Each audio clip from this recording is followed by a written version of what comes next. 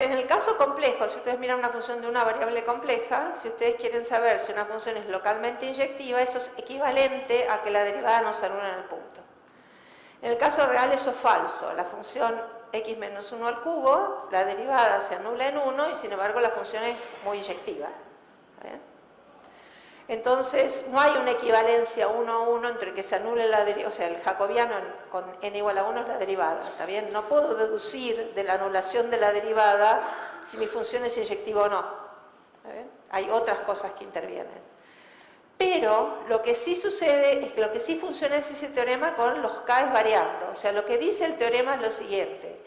El hecho de que f' se anule en 1 no dice que el polinomio arriba no es inyectivo. Dice, hay una manera de elegir, o sea, el polinomio x menos 1 al cubo tiene como coeficientes x cubo menos 3x cuadrado más 3x menos 1.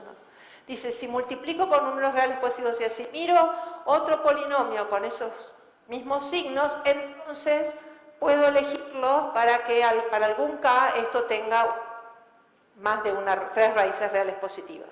¿Está bien? Ese es el enunciado del teorema, no es 1 a 1. ¿Está bien? Entonces, ¿qué es lo que hicimos para circuitos? Entonces, circuitos, como les decía, tenemos n más 2 monomios en n variables. Por algún motivo histórico de mi coautor, los monomios se llaman desde 0 hasta n más 1, los índices. Entonces, de nuevo, tenemos la matriz esta, que es donde le pusimos en las columnas los exponentes, y esta otra matriz donde ponemos los coeficientes. Son dos matrices de n por n más 2. Entonces, el problema es encontrar alguna sucesión cuya variación de signo de una cota superior precisa para este número. Este número quiere decir la cantidad de soluciones positivas de un sistema con exponentes en A y coeficientes en C. Eso es lo que sería la regla de Descartes. Entonces, eso es lo que nos propusimos hacer. Entonces, como antes, si hay una solución positiva, si yo quiero conseguir el 0 de este lado, el 0 va a ser una combinación lineal de las columnas multiplicada la primera por x a la 0, la segunda por x a la 1, así. Entonces el 0 tiene que estar en el cono positivo generado por las columnas. Es la condición necesaria que teníamos antes. Y lo que voy a agregar es lo siguiente. Voy a tomar mi matriz y le voy a agregar una fila de unos. ¿Para qué le voy a agregar una fila de unos? Lo vamos a ver en un momento. O sea, agregar una fila de unos hace el siguiente trabajo. Ustedes saben lo que son las relaciones afines entre los puntos. O sea, la diferencia entre un espacio vectorial y un espacio afín es que en un espacio afín no hay un origen. ¿Está bien? Lo que importa son las posiciones de los puntos. Por ejemplo, yo quiero saber si 3 puntos están alineados independientemente del origen, independientemente de dónde estén.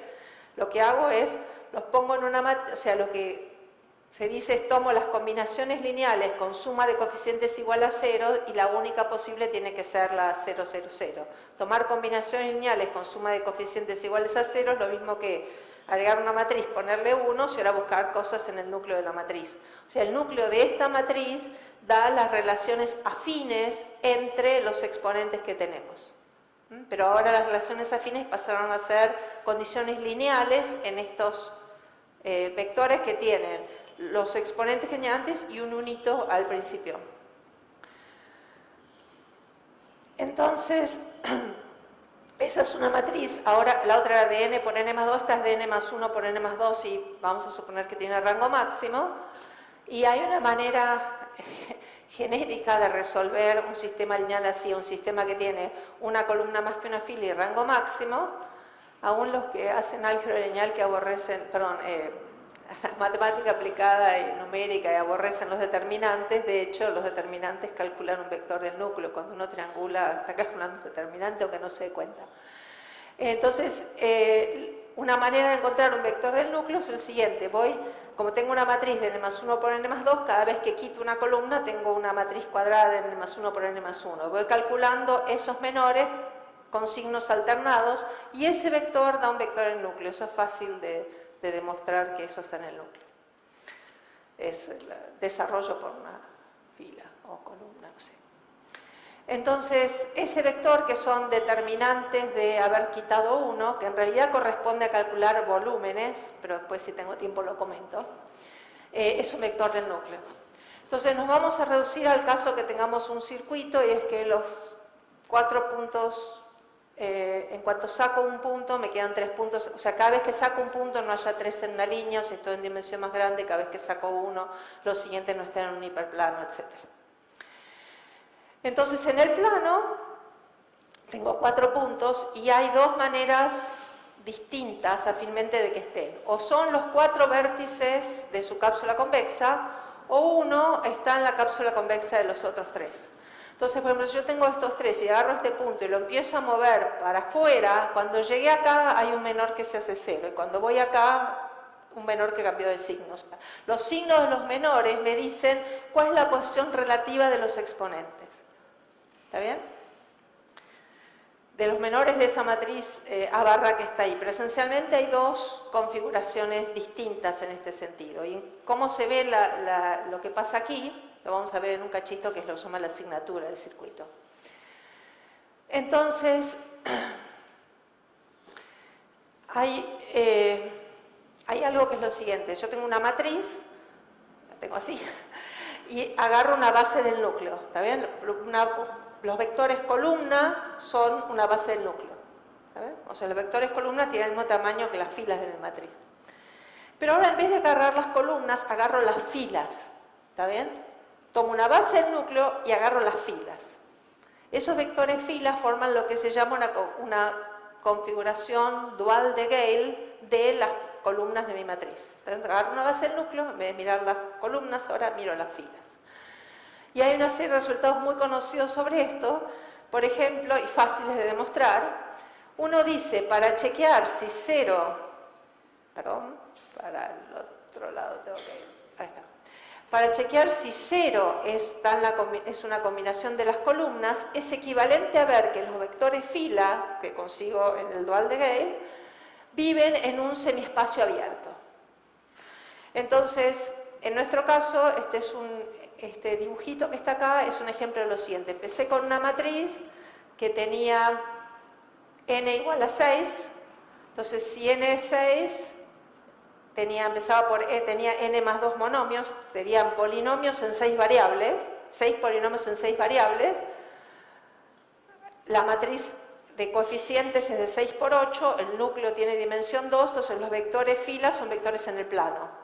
Y estos vectores P0, P1, P7 son las filas de los vectores del núcleo de mi matriz C, que tienen que vivir en un semiespacio abierto. Acá es el semiespacio del lado de allí, de esta recta roja. Entonces aquí están numerados justo de esta manera. O sea, puede ser que estos vectores sean linealmente dependientes, como acá. Entonces, pero los numero de acá para allá. Si tengo vectores de un lado de un hiperplano, los puedo ordenar. De tal manera que cuando yo tome el determinante de un vector y otro en la recta que sigue, sea estrictamente positivo. Ustedes saben que si tienen 2 vectores en el plano, mientras estén formando un ángulo menor de 180 grados, este primero y este después, va a dar positivo, si me paso va a empezar a dar negativo. ¿Ven? Cuando están en la misma dirección va a dar 0, para acá es positivo, para acá es negativo el determinante. Entonces, acá tengo los vectores y justo los tengo numerados de acá para allá, de tal manera que pase eso. Pero lo que observo es que en este dibujo los tengo nada más que en 4 semirrectas. Entonces los tengo nada más que en 4 semirrectas, y esto el teorema va a decir no puede haber más de 3 soluciones reales positivas. Y lo que no está claro acá, pero estas dependencias lineales de los vectores P se traducen en dependencias en menores de la matriz C, que son 0. Entonces el teorema dice así: supongamos que el rango de esta matriz A barra es n más 1, el de C es n, y se cumple la condición necesaria de que 0 es una combinación de las columnas, y llamamos por K el número de semirrectas distintas que contienen algunos de estos PI. Y entonces los numero como los tenía recién, así en sentido antihorario. En cada recta como quiera, pero en sentido antihorario. Y entonces lo que hago es lo siguiente: los lambda J eran esos vectores del núcleo de A barra que eran menores signados de la matriz A barra. Y acá tomo combinación lineal de ello. Cada vez que tengo muchos PJ en una misma semirrecta, sumo todos esos lambdas. Entonces sumo esos lambdas y los sumo de acuerdo a las dependencias lineales de la matriz C y los ordeno de acuerdo a estos P que también tienen que ver con la matriz C. Entonces hago toda esta, tomo la matriz C, ordeno los P's, que es como ordenar los menores, agarro estas formas lineales que tienen que ver con las dependencias lineales y entonces el teorema dice, busco la variación de signos de estas formas lineales en los menores que daban la base del núcleo de Abarra, ordenados de acuerdo a cómo están ordenados los P's. Y esto acota la cantidad de soluciones reales positivas del sistema. Esto tiene en cuenta al mismo tiempo la matriz A y la matriz C. Este número que ustedes ven acá es el número de soluciones complejas. Es una cota para el número de soluciones complejas y para coeficientes genéricos es exactamente el número de soluciones completas. Esta es una de las famosas cotas de Bernstein. Y es esencialmente n factorial el volumen euclidiano de la cápsula convexa de los puntos de A. Es el equivalente, si conocen, al teorema de Bézout, que si uno tiene polinomios homogéneos grado de 1 por dn, tienen de 1 por dn soluciones a lo sumo. Esta es la versión rala. Entonces acá se ven que ya este mismo enunciado ya tiene varias vueltas, ¿no? O sea, ¿y por qué en realidad lo pudimos hacer? Porque estos vectores que están en el plano, en realidad los deshomogeneizamos y caímos en una variable. Tenemos que hacer una generalización de alguna variable. Pero si nos vamos a más de n más 2, ya no sabemos qué hacer. Pero, por ejemplo, les voy a mostrar unos detalles que salen de aquí. Bueno, para n igual a 1 es la regla que está. La hipótesis del teorema en realidad dice que no puede haber más que... en realidad es k menos 1 ahí, pero no importa, que es a lo sumo hay n más 1. Y la pregunta es cuándo se puede alcanzar la cota.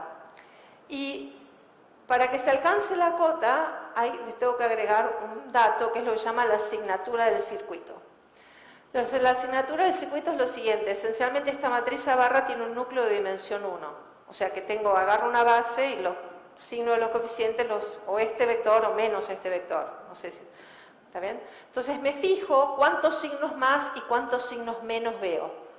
¿Está bien? Y pongo la menor de esas cantidades, lo llamo A y la mayor la llamo B.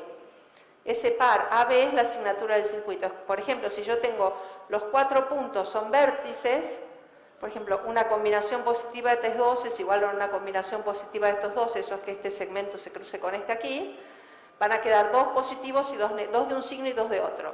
Pero si hay uno en la cápsula convexa de otros 3, este es una combinación positiva de los otros 3. Y si lo paso de miembro, me queda un negativo y 3 positivos. O sea, cuando tengo uno adentro, voy a ver un signo contra 3, y cuando los tengo como vértice, voy a ver 2 positivos y 2 negativos. También esos signos me hablan de la posición relativa de los puntos. Entonces, ¿cuándo se puede alcanzar la cota? Y dice así, miro la asignatura. Si A no es B, a lo sumo es 2 veces el más chico menos 1, y si A es B, y si A no es B es 2A. En este caso, en que A no es B, este era 1, 3 la asignatura, entonces 2A es 2. Entonces dice que yo tengo los puntos así, y en realidad esto vale para cualquier n, en cualquier dimensión. Si tengo los vértices de un simple y el otro punto está dentro, no importa cuál es la dimensión, no puede haber más de 2 soluciones reales positivas. Y en este caso puede llegar a haber 3, que es n más 1. ¿Está bien? Y la prueba de esto está hecha, después la prueba de esto es cuán óptimo es. Esta es una prueba, hasta ahora es una prueba más o menos conceptual. Esta prueba es totalmente casi a mano. O sea, queríamos ver la optimalidad y lo que no logramos probar que para toda configuración es óptima, pero sí que si uno da la asignatura y da un valor de K, que es lo que tiene ahí, es posible construir una configuración para lo cual hay una matriz C que hace esa cota se alcanza. Y usa una cosa que es una construcción que usó un ruso que se llama Oleg Viro para encontrar curvas reales con topología dada. Y lo que sale es que si voy a tener en más un soluciones reales, entonces todos los menores de